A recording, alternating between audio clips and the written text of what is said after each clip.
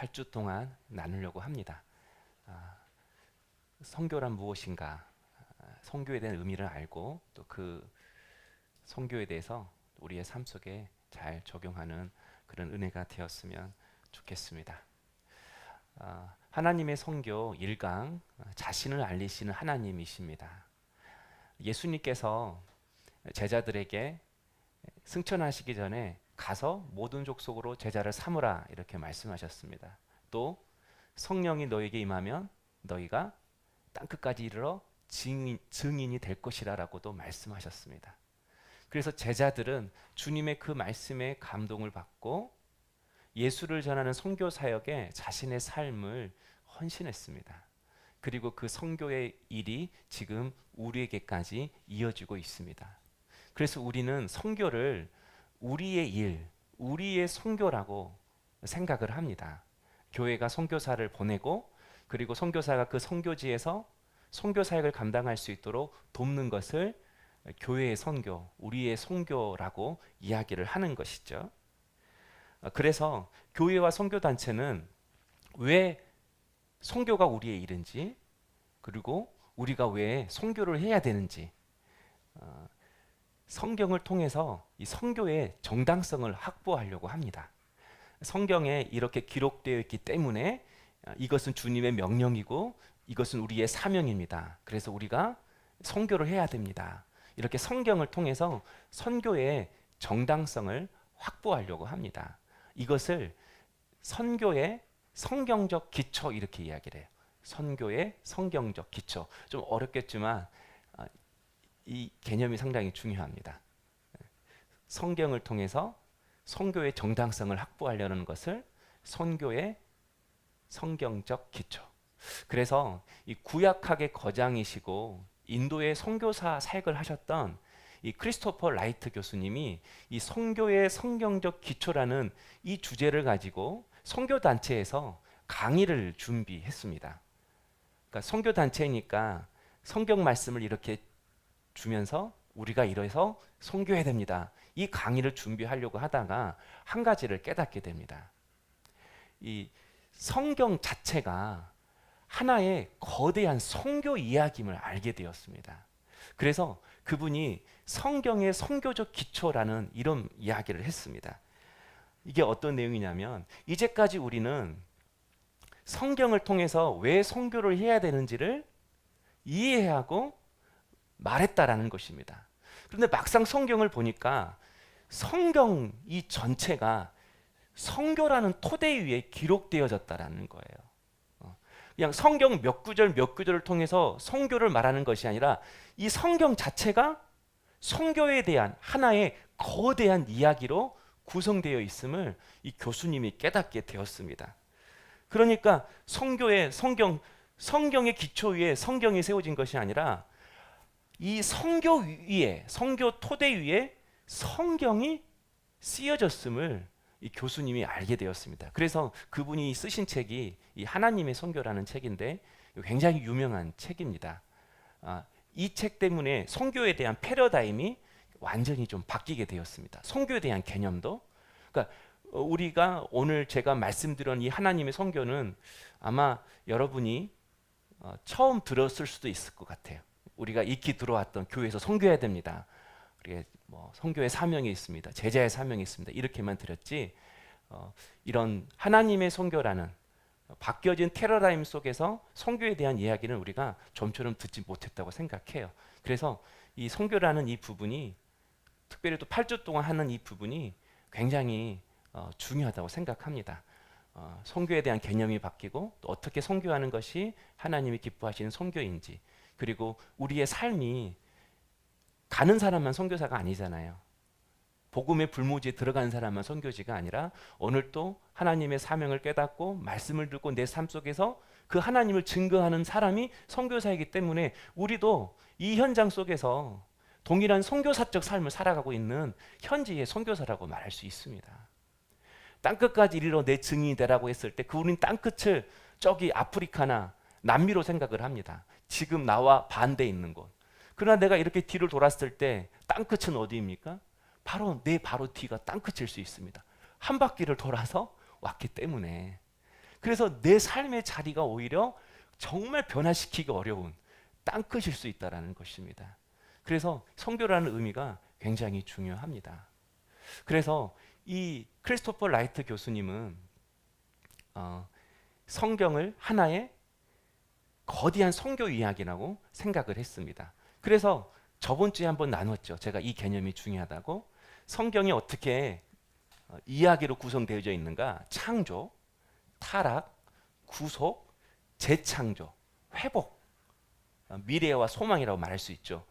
이런 스토리로 구약부터 창세기부터 요한계시록까지 성경이 거대한 드라마로 이렇게 이야기해지고 있다는 것입니다. 하나님은 당신의 창조 목적대로 모든 피조 세계를 만들고 하나님의 형상을 따라 지음받은 인간으로 하여금 그 땅을 다스리게 하셨습니다. 다시 말해서 하나님의 형상으로 지음받은 인간이 하나님이 주신 왕권, 통치권을 가지고 이 땅을 다스림으로 하나님의 사랑과 자비와 정의와 공의를 온 땅 가운데 흘러가게 하는 것. 바로 그것이 하나님 이 땅을 만드신 창조의 목적이고 이것이 하나님의 사명이었습니다. 그런데 인간이 결국 죄를 짓게 되었고 그 죄로 인하여 이 세상에 죄가 들어오게 되었습니다. 그 죄 때문에 인간은 타락하게 되었고 타락한 인간으로 말미암아 모든 자연과 모든 사람의 관계와 피조 생계가 탄식하게 되었습니다. 하나님이 원래 만드신 창조의 목적을 잊어버린 것이죠. 우리는 하나님의 영광을 위해 살아가야 합니다라고 이야기했을 때 뭔가 내가 특별한 일, 뭔가 탁월한 일, 뭔가 성공적인 일을 했을 때 모든 영광을 하나님께 돌립니다. 이렇게 이야기를 합니다. 그러나 창조의 목적은 무엇이냐? 하나님이 만드신 그대로 그 존재가 하나님이 만드신 목적대로 존재하는 것. 그것이 가장 하나님께 영광 올려드리는 거거든요. 내가 내 삶 속에서 주어진 삶을 믿음으로 살아내는 것. 그것이 가장 하나님께 영광 돌리는 삶이라는 것입니다. 그런데 이 목적을 잃어버렸습니다. 인간의 죄로 인해 인간은 타락하게 되었고 그 타락으로 인해 하나님과 인간관계가 깨지고 인간과 인간관계가 깨지고 그 인간이 자연을 파괴함으로 자연도 탄식하게 되었습니다. 바로 이때부터 하나님은 일하기 시작하셨습니다. 어떤 일? 다시 타락한 인간이 그리고 탄식하는 이 피조 세계가 하나님이 원래 만드신 창조의 목적대로 주어진 자리에서 주어진 역할을 조화롭게 하는 것. 바로 이 죄가 들어오는 이 순간부터 하나님의 뭐가 시작됐어요? 선교가 시작되었다라는 거예요. 그래서 하나님이 사람들을 이 땅에 보냈었습니다. 기름 부어서 왕을 보냈어요. 그 왕을 돕도록 기름 부어서 제사장을 보내고 선지자를 보냈어요. 그러나 인간으로서는 온전히 그 하나님의 사명을 감당할 수 없었기에 성부께서 누구를 보내셨어요? 기름을 부어서 성자를 보내셨어요. 그리고 성부와 성자 예수님께서 이 땅을 회복시키기 위해서 무엇을 보내셨어요? 성령을 보내셨어요. 이 성교라는 이 라틴어가 미토에서 나왔는데 이 미토라는 이 단어의 뜻이 보내다라는 뜻입니다. 그래서 우리는 성교 그러면 우리가 가야 된다 이런 개념이 먼저 잡혀요. 그런데 가는 것이 성교라면 누군가를 보내는 것이 성교라면 누가 제일 먼저 보내셨어요? 하나님이 성자를 보내셨어요. 성부와 성자가 성령을 보내셨어요. 성교는 누구에서부터 시작했다? 하나님이 먼저 시작하셨다. 그래서 성교는 우리의 성교가 아니라 하나님의 성교다. 성교는 우리의 일이 아니라 누구의 일? 하나님의 일이다. 우리는 그래서 하나님의 성교에 참여하는 거예요. 하나님의 성교에 우리가 동참하는 거예요. 하나님의 부르심을 받은 백성으로서 그 하나님의 명령과 그 부르심을 따라서 그 하나님의 구속 사역에 우리가 헌신하여 참여하는 것입니다. 그래서 우리는 성교 그러면 어떻게 생각해요? 이제까지 하나님이 한 번도 역사하지 않았던 그 복음의 불모지, 미전도 종족, 그 아프리카, 인도, 인도네시아 그 밀림 오지로 들어가서 복음을 전하는 것이 성교라고 생각했어요. 한 번도 하나님이 역사하지 않았고 하나님이 역사하지 않았기 때문에 복음이 없던 곳으로 들어가는 것. 그러나 하나님이 먼저 일하셨다, 하나님이 먼저 선교하셨다라는 이 개념을 가지고 선교를 한다고 생각하면 어떤 개념이냐면, 우리는 복음의 불무지에 선교사가 들어가는 게 아니에요. 이미 그 땅 가운데 역사하셨고 간섭하셔서 이 선교사를 보내시기까지 일하셨던 그 하나님의 일에 뭐 하는 거예요? 참여하는 거예요. 동참하는 거예요. 하나님이 간섭하지 않으시고 하나님이 보고 계시지 아니하시고 하나님이 역사하지 않으신 곳이 어디 있겠습니까? 하나님이 다 보고 계시고 주관하시고 역사하시죠. 그곳에 우리가 들어가는 거예요. 그래서 사도 바울은 우리를 향해 뭐라고 말해요? 우리는 하나님의 동역자라고 말하는 것입니다. 우리가 하나님의 동역자로서 하나님의 선교에 참여하는 것이고 동역하는 것입니다. 그러므로 여러분, 내 삶도 마찬가지입니다. 지금 하나님이 내 삶을 통해 일하시고 계셔요? 아니면 손 놓고 계셔요? 일하시고 계셔요. 그 일에 내가 뭐 하는 거예요? 동참하는 거예요. 도구예요. 동역자예요. 여러분, 이 하나님의 선교에 대한 개념이 있어야만이 내 삶의 주인이 아니라 내 삶을 인도하신 분은 그분이시고 나는 그분의 일에 오늘 또 나는 믿음으로 동참한다. 그리고 내가 연약하고 실패하다 할지라도 내 삶의 주관자는 하나님이시고 내 삶을 선교적으로 이루어 가시는 그 진정한 선교사는 하나님이시기에 나의 약함도 나의 실패도 그 하나님의 선교에 아무런 영향력이 없다. 오히려 그분은 나의 실패와 연약함을 통해서 여전히 당신의 일을 이루어 가시고 하나님의 창조의 목적을 이루어 가신다. 우리의 가정이 가정의 목적대로 세워져 가는 것, 우리의 부부가 부부의 목적대로 세워져 가는 것, 부모의 자녀의 관계가 하나님이 기뻐하시는 그 관계로 회복되어져 가는 것, 그 일에 하나님이 지금 일하시고 계시고 우리는 그 일에 동참하고 있다라는 것입니다. 그러므로 우리가 이 하나님의 선교에 대해서 우리가 더 깊이 알기 위해서는 하나님의 선교는 무엇인지를 우리가 하나씩 하나씩 더 깨닫기를 원하는 것이고, 하나님의 선교, 하나님이 일하실 때, 하나님이 당신의 선교를 행하실 때 하나님은 어떻게 당신의 선교를 행하시는지 우리가 8번의 강의를 통해서 하나씩 하나씩 알아가기를 원합니다. 첫 번째, 하나님은 당신의 선교 사역을 하실 때 자신을 먼저 알리십니다. 자신을 알리시는데 누굴 통해 알리시는가? 하나님은 이스라엘 통하여 자기 자신을 알리시길 원하셨다. 이게 오늘 첫 번째 강의의 주제입니다. 그래서 여러분, 구약 성경을 보면요, 하나님은 이스라엘만의 하나님이 아니라 모든 민족, 모든 나라의 하나님이다라는 이 성경 구절이 정말 성경 곳곳에 나옵니다. 열왕기하 19장 15절에 보니까요, 주는 천하 만국의 홀로 하나님이시라. 주는 이스라엘의 홀로 하나님이시라. 이렇게 안 하고 뭐예요? 천하 만국의. 이사야 45장 5절에도 그는 가나안 땅의 하나님이 아니라 뭐라고요? 온 땅 가운데 하나님. 그러니까 하나님은 이스라엘 민족의 하나님도 이스라엘 땅에 거하시는 하나님도 아니라 모든 민족, 모든 나라의 하나님이시라고 성경은 표현하고 있어요. 왜 성경은 이렇게 하나님을 모든 나라, 모든 민족의 하나님이라고 말씀하시는 것입니까? 바로 그것은 하나님은 단지 한 민족의 하나님이 아니라 모든 민족과 나라의 하나님이기 때문에 모든 사람들이 하나님을 알아야 한다는 거예요. 예. 이스라엘 신이면 이스라엘만 알면 되잖아요. 우리는 당군만 알면 되잖아. 산신만 알면 되잖아. 그러잖아. 근데 하나님은 모든 하나님이시기 때문에 우리 모두가 하나님을 알아야 된다고 말씀하고 있는 것입니다. 그래서 우리가 먼저 해야 될 일은 하나님을 아는 거예요. 그러니까 하나님께서 당신의 선교 사역을 이루어 가실 때 가장 먼저 하시는 일은 뭐냐면 당신 자신을 우리에게 알리시는 거예요. 이게 하나님 선교의 첫 번째 과업입니다. 하나님이 제일 먼저 당신을 알리시기 때문에 우리가 제일 먼저 해야 할 일은 뭐예요? 나가는 것이 아니라 먼저 그분을 아는 거예요. 알아야 나가야. 알아야 나갈 수 있어요. 알아야 잘할 수 있어요. 알아야 잘 믿을 수 있어요. 알아야 잘 해낼 수 있어요. 그래서 출애굽기 곳곳에, 성경 곳곳에 하나님께서 당신 자신을 알리시겠다고 표현하십니다.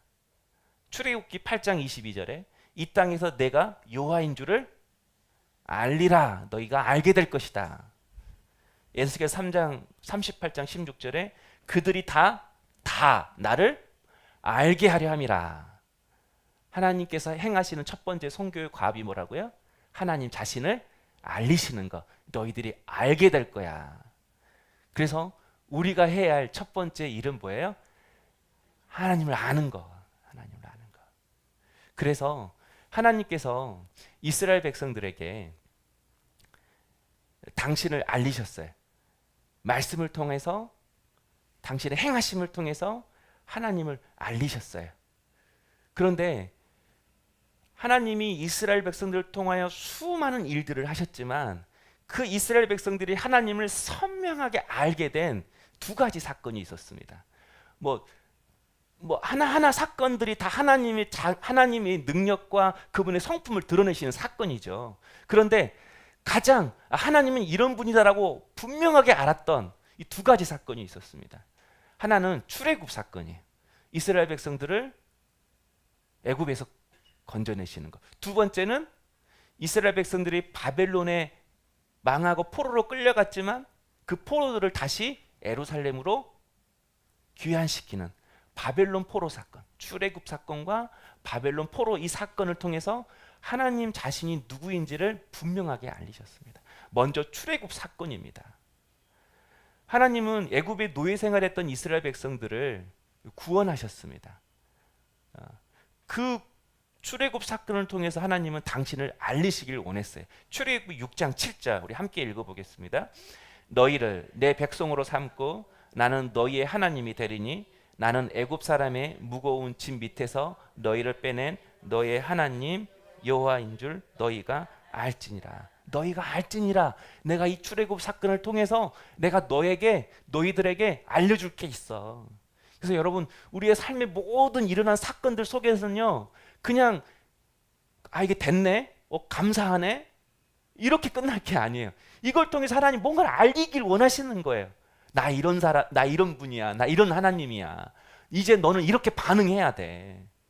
근데 여기에 대한 민감함이 없이 뭔가 이루어지면 감사합니다 라고 끝나면 나중에 똑같은 일이 왔을 때 우리는 또 넘어지는 거거든요.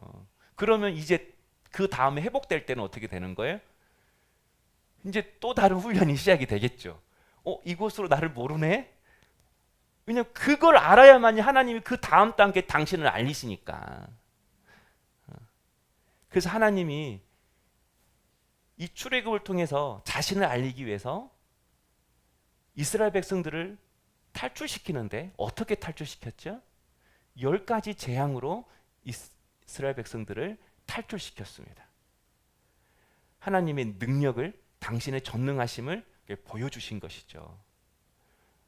그래서 여기에 출애굽 15장 11절 우리가 조금 전에 읽었던 그 말씀을 고백하는 거예요. 여호와여 신중에 주와 같은 자가 누구니까? 주와 같이 거룩함으로 영광스러우며 찬송할 만한 위엄이 있으며 기이한 일을 행하는 자가 누구니까? 여기서 주와 같은 자가 누구니까 이렇게 말하잖아요. 여기는 뭐예요? 기이한 일을 행하는 자가 누구니까? 누구니까? 왜 이렇게 의문문으로 돼 있어요? 주와 같은 사람이 없다라는 거예요. 하나님만한 분이 없다라는 거예요.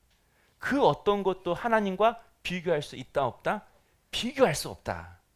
무엇을 통해서 알리셨냐? 이것을 출애굽 사건 그 10가지 재앙을 통해서 하나님이 알리셨어요. 이 피, 개, 이파, 온, 독, 우매, 흑잠, 이제 우리 이렇게 외우는데 저는 10가지 재앙이 그냥 바로를 겁주기 위해서 하나하나 가장 무서웠고 너희들이 싫어한 것들을 이렇게 재앙을 베푼 것이 아니라 이 학자들은 이 10가지 재앙이 애굽 사람들이 섬기는 신들과 관련이 있다고 생각을 합니다.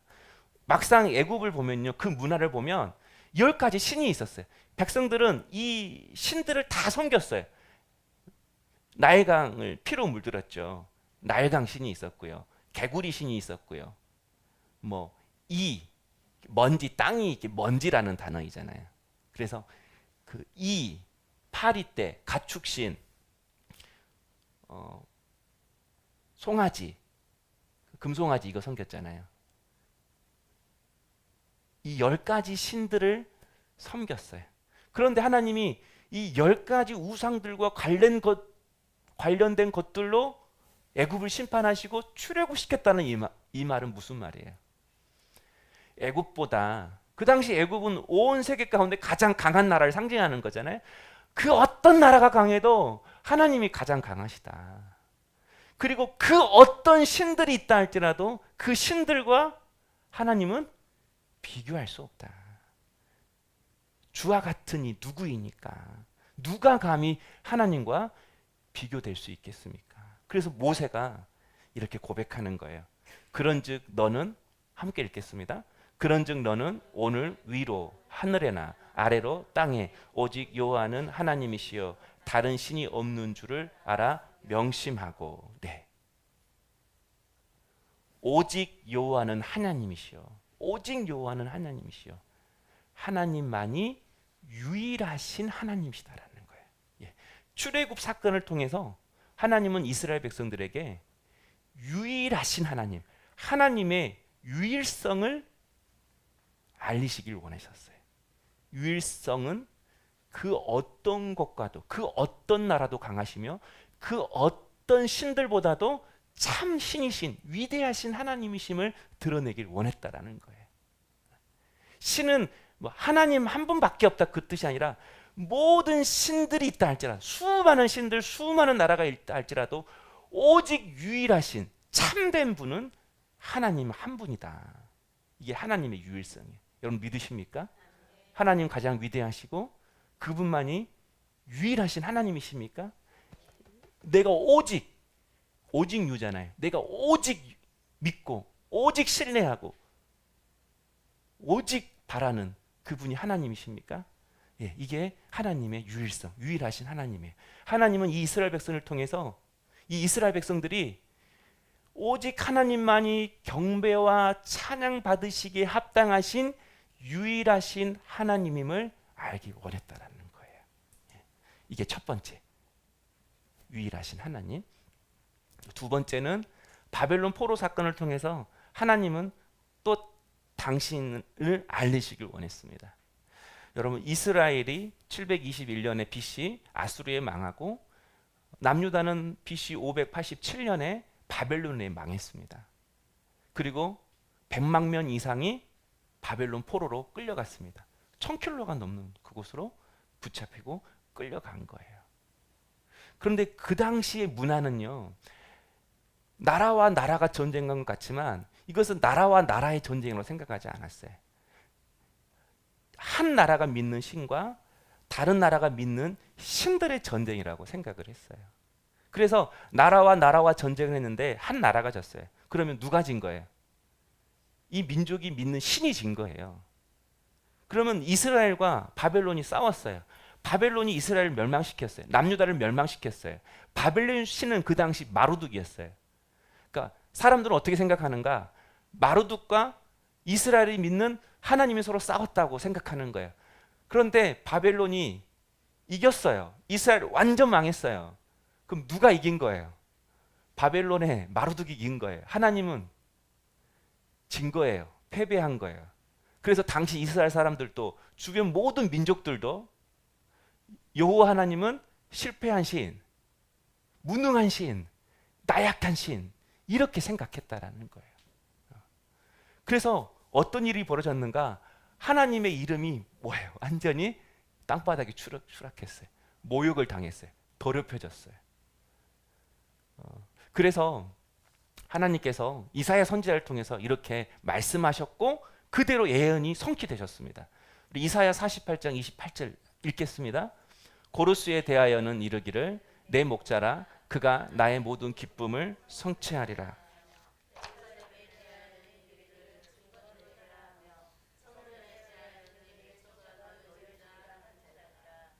아멘. 네. 바벨론이 이스라엘을 멸망시켰는데 하나님 어떻게 하셨겠다고요? 고레스를 세워서 어떻게 하냐면 다시 예루살렘에 대하여는 증건되리라. 성전에 대하여 내 기초가 놓여지리라. 고레스를 통하여 이스라엘을 다시 어떻게 하겠다고요? 회복시키겠다. 그래서 하나님 어떻게 하셨죠? 바벨론을 무너뜨리는 그 다음 나라가 바사, 페르시아입니다. 바사. 이 고레스가 바벨론을 무너뜨려요. 그리고 이 고레스 원년의 선포예요. 이스라엘 백성들을 돌아갈 자는 본국으로 돌아가도 좋다. 그러니까 우리가 생각하기에는 남유다가 바벨론에 진 것 같아요. 그런데 하나님이 어떻게 하셨어요? 바사 왕 고레스를 통해서 바벨론을 심판하셨어요. 그리고 예루살렘으로 다시 돌아오게 하셨어요. 돌아오게 하셨어요. 그러니까 하나님은요, 실패하고 진 것 같았는데 여전히 세상을 한결같이 주관하고 계셨어요. 예. 그러니까 바벨론이 남유다를 이긴 것이 아니라, 바벨론이 남유다를 친 것이 아니라 하나님이 바벨론을 들어서 남유다를 치신 거거든요. 그 바벨론이 여전히 악하고 내가 하나님을 이겼다라고 교만하니까 이제는 어떻게 했어요? 바사온 고레스를 통해서 그 교만한 바벨론을 꺾으신 거거든요. 여전히 여호와 하나님은 모든 민족을 다스리는 공의의 하나님으로서 세상을 주관하시고 심판하고 계셨다는 거예요. 그래서 에스겔서 5장 8절의 말씀 한번 읽겠습니다. 그러므로 나 주 여호와가 말하노라, 나 곧 내가 너를 치며 이방인의 목전에서 너에게 벌을 내리되. 예. 내가 치겠대요. 바벨론 너를 치겠대. 벌을 내리겠대요. 누굴 통하여? 내가 이제는 바사왕 고레스를 통하여. 그러니까 하나님이 바벨론에 진 것이 아니라 하나님이 바벨을 통하여 이스라엘 치신 거죠. 이해가 되신 건가요?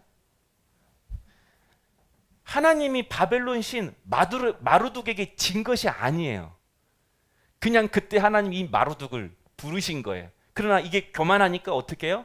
고레스를 통해서 바벨론을 무너뜨리심으로 하나님이 승리하신 거예요. 그러니까 하나님은 한 번도 져본 적이 없어요. 실패한 적이 없어요. 우리가 보기엔 내가 실패고 내가 진 것 같지만 하나님은 내가 져도 당신은 승리하신 거예요. 왜요? 나의 실패를 통해서 이루시길 원하시는 것이 있거든요. 나의 연약함을 통해서 드러내시길 원하신 것이 있거든요. 그래서 하나님이 나는 환경에 치이고 사람에게 치인 것 같지만 큰 관점에서 보면 하나님이 그 환경을 통해서 일하시고 하나님이 그 가시를 보내셔서 나를 빚으시고 하나님이 그 사람을 통해서 내게 역사하신 것이죠. 그래서 뭘 드러내셔요? 결국 우리가 어떻게 말하죠?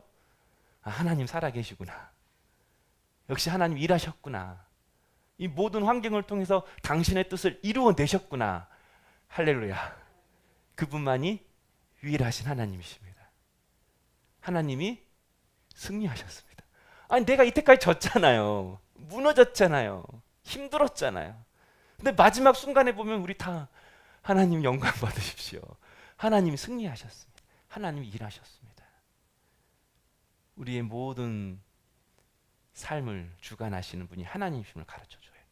이 바벨론을 다시 심판하시고 이 고레스를 통해서 이스라엘 백성들을 다시 예루살렘으로 귀환시키는 그 일을 통해서 하나님은 이스라엘이 믿는 민족 신이 아니라 모든 나라, 모든 민족을 주관하시는, 바벨론을 들어서 쓰시기도 하시고 폐하시기도 하시고 바사왕 고레스를 들으시기도 하시고 폐하시기도 하시고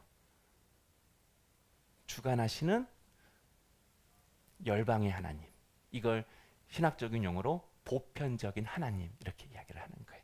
하나님의 보편성이죠. 오늘 두 가지, 하나님은 출애굽 사건을 통해서 하나님의 유일성을 드러내시고 바벨론 포로 귀환 사건을 통해서 하나님의 보편성을 드러내신다라는 것입니다. 그래서 하나님의 거룩하신 이름을, 하나님의 영광의 이름을 드러내시는 거예요. 우리 이거 읽지 않았는데 에스겔서 3장 36장 21절 22절 우리 함께 한번 읽어보겠습니다. 그러나 이스라엘 족속이 들어간 그 여러 나라에서 더럽힌 내 거룩한 이름을 내가 아꼈노라. 그러므로 너는 이스라엘 족속에게 이르기를 주 여호와께서 이같이 말씀하시기를 이스라엘 족속아 내가 이렇게 행함은 너희를 위함이 아니요 너희가 들어간 그 여러 나라에서 더럽힌 나의 거룩한 이름을 위함이라. 아멘. 네. 하나님은 우리의 어떤 계획이나 우리의 어떤 행동을 통해서 하나님의 계획이 틀어지고 하나님의 역사가 바뀌어지고 절대 그러지 않습니다. 하나님은 하나님의 뜻대로 당신의 역사를 이루어 가시는데, 그리고 그 이루어 가시는 과정 속에서 당신의 더럽혀진 이름을 반드시 회복시킨다라는 것입니다. 당신의 영광을 드러내신다라는 거예요. 누구의 열심으로? 하나님의 열심으로. 한 번도 이스라엘 백성들은 자기 열심으로 하나님의 영광을 드러내려고 하지 않았어요. 우리도 그렇지 않나요? 우리가 우리의 열심으로 하나님의 영광을 드러내며 살고 있나요? 살고 있다고 한번 쳐봅시다. 근데 우리가 얼마나 꾸준히, 얼마나 오랫동안 하나님 이름을 위해서 우리가 살아가고 있습니까? 우리 은혜 받을 때, 믿음 있을 때만 그렇게 살겠다고 고백하고 또 그렇게 얼마간 살지만 다시 내 이름을 위해 살지 않나요? 그러니까 하나님은 당신의 열심으로 당신의 이름을 드러내시는 거예요. 우리는 자꾸 하나님 이름을 더럽히잖아요. 땅에 떨어뜨리잖아요. 예수 믿는 사람이, 교회가, 세상이 자꾸 그렇게 하나님의 이름을, 우리 때문에 하나님 이름이 이렇게 땅에 추락이 되잖아요. 그래서 하나님은 지금도 뭐 하고 계셔요? 일하고 계셔요. 무엇을 드러내기 위해서? 당신의 거룩한 이름을 드러내기 위해서. 우리가 하나님의 자녀예요. 근데 내가 추락하고 내가 떨어지면 누구의 이름이 더럽혀지는 거예요? 하나님이 더럽혀지는 거예요. 그 이유가 나한테 있지만, 그러나 나 때문에 하나님 이름이 더럽혀지기 때문에 하나님 어떻게 하셔요? 일하셔요. 나를 통해 일하셔요. 나를 사랑하셔 일하시기도 하지만 나 때문에 당신의 이름이 더럽혀지면 안 되니까 당신의 열심으로 일하셔요. 그래서 당신의 이름을 회복시키시라는 그 하나님의 선교 때문에 내 삶이 덤으로 어떻게 되는 거예요? 회복되는 거예요. 회복되는 거예요. 그래서 우리는 여전히 지금도 나를 새롭게 하시려는, 그래서 당신의 이름을 거룩하게 드러내시려는 그 하나님의 열심, 그 하나님의 선교에 우리가 어떻게 하는 거예요? 동참하는 거예요. 내가 참여하는 거예요. 그럼 이제 적용입니다. 이 출애굽과 바벨론 사건을 통해서 하나님은 유일성과 보편성을 드러냈습니다. 이 유일성과 보편성을 통해서 우리에게 적용해야 할 것이 있어요. 첫 번째는 하나님은 이스라엘의 민족신이 아니라는 거, 공의로우시고 정의로우신 하나님이 모든 민족을 주관하신다라는 것입니다. 그래서 이 말은요,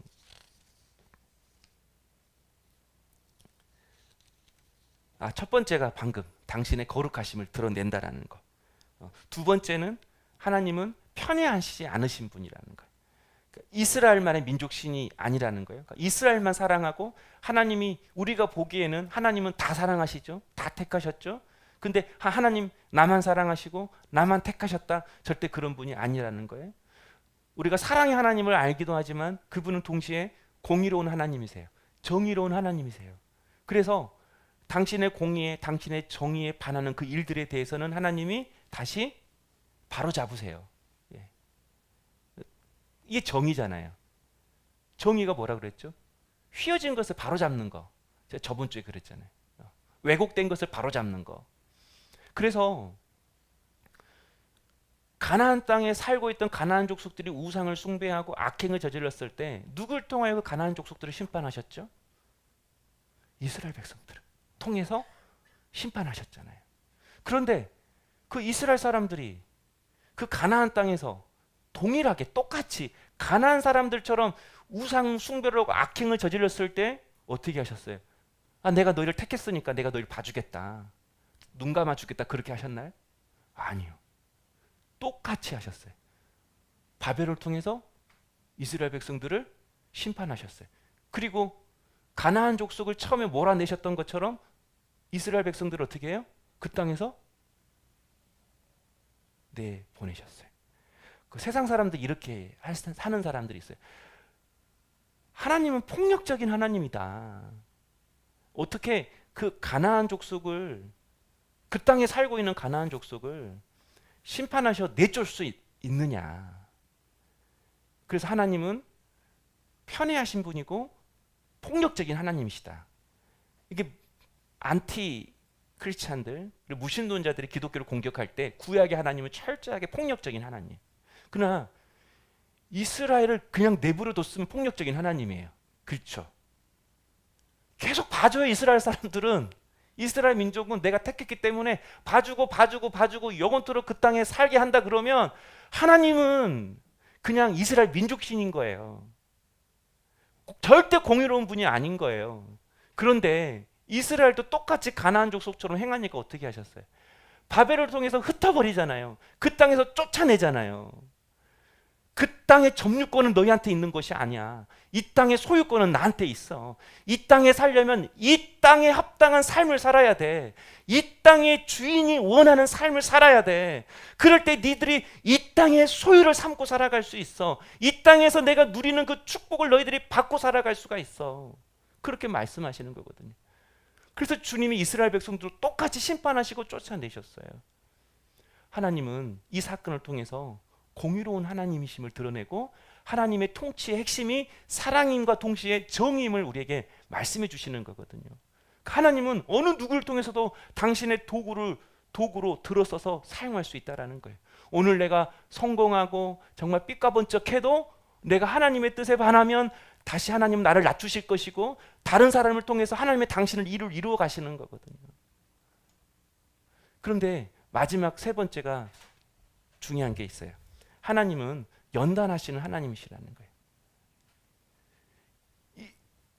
남유다 백성들이 바벨론에 망하고 포로로 끌려갔어요.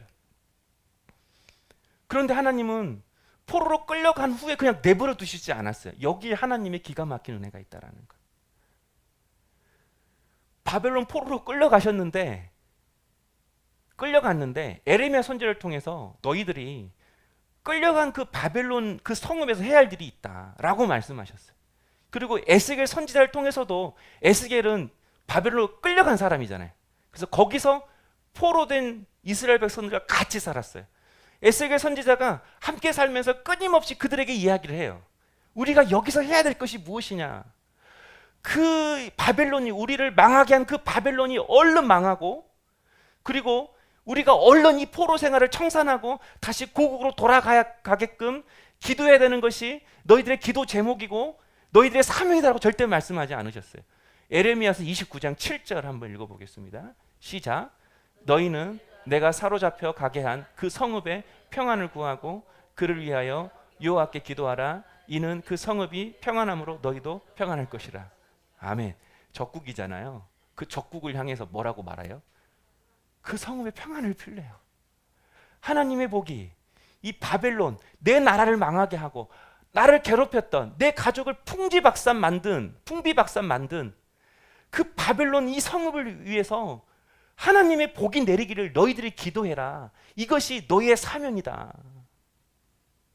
이게 무슨 말이냐면요, 너희들이 지금 포로의 신분이어도 약속의 땅이 아니라 바벨론 그 적국의 성읍에 있다 할지라도 너희는 여전히 너를 통하여 모든 민족이 복을 받으리라라고 약속해 주신 아브라함의 자녀라는 거예요. 여기서 너희들이 해야 될 것은 너희를 통하여 모든 민족이 복을 받을 것이라는 아브라함의